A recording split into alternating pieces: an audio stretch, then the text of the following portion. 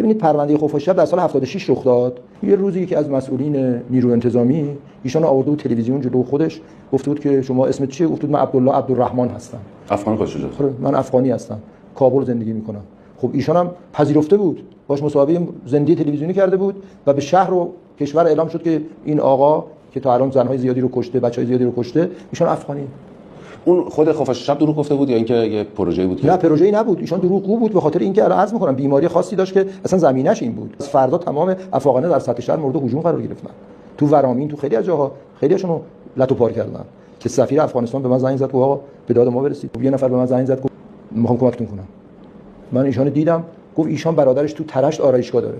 منو برد گفت این آرایشگاه. وقتی رفت خونه باشون رفتن تو خونه، دیدم نیمی از لوازم مسروقی از خانم‌ها داخل خونه بود.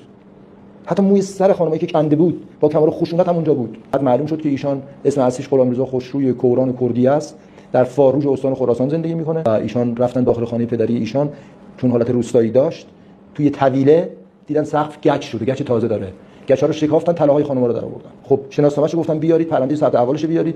خب دیگه هویتش کشف شد، ولی مردم باور نمی‌کردن. من پدرش، مادرش، خواهرش همه رو گفتم بیارید تو تلویزیون نشون بدید، باشون مصاحبه کنید. تا ایشان معلوم شد که هویتش چیه. یکی از چالش‌های این پرونده این بود.